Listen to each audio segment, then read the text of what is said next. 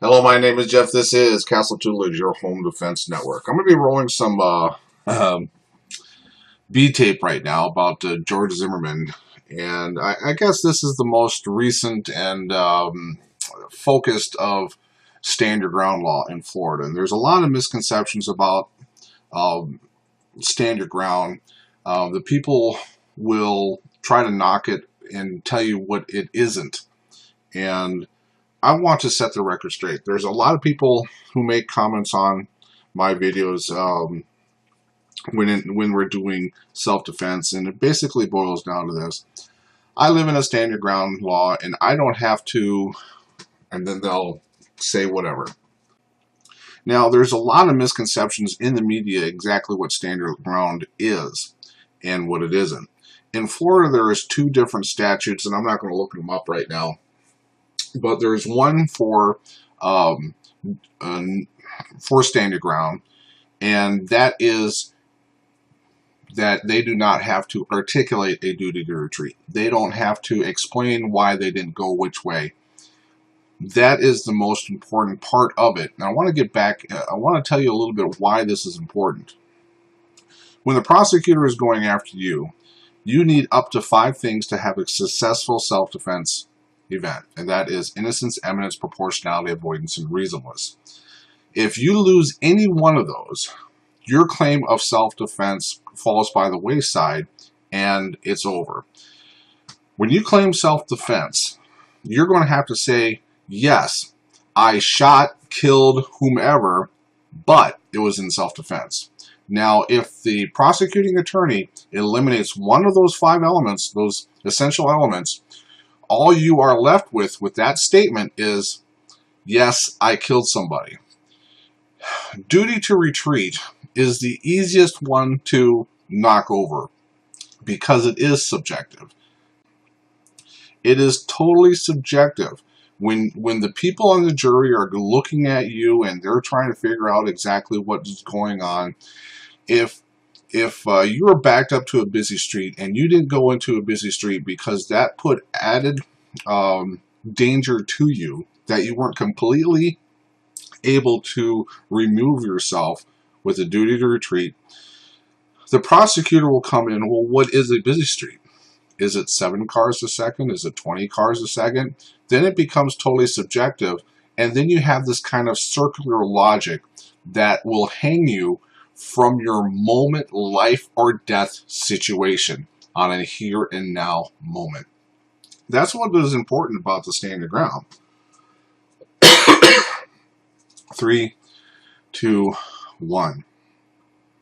Now, what the media gets confused is you'll hear media outlets saying they're claiming stand your ground. You cannot claim stand your ground. What Florida also has is a different statute allowing for a self-defense immunity hearing. And what is ironic that people think of George Zimmerman and stand your ground is that George Zimmerman's attorneys did not use the stand your ground immunity hearing. They didn't use it because when you do that, you have to put your witness on the stand and you have to give your entire case there. And because this case was so politicized, I think they're going to want one bite at the apple. I think they had a very good video of George Zimmerman in his talking points where it made him seem like a reasonable person. And then there was also some evidence of reasonableness as far as objectively reasonable also. So when you guys, Missouri, stand your ground just came into your lexicon. All stand your ground does is remove an existing duty to retreat. That is it. Don't give this thing added weight. It's not some kind of Dungeons and Dragons magical, mystical thing that will protect you from every little situation. There's going to be a lot of people out there saying, with stand your ground laws, all you have to do is have a fear. That's not true. You must be the innocent party. You must be an immediate threat of death or great bodily harm. You can only use enough force to stop the threat, not kill the threat. Avoidance will lead by the wayside because you are no longer need to articulate a duty to retreat. The fifth one is reasonless. Okay, you must be subjectively and objectively reasonable in all your situations.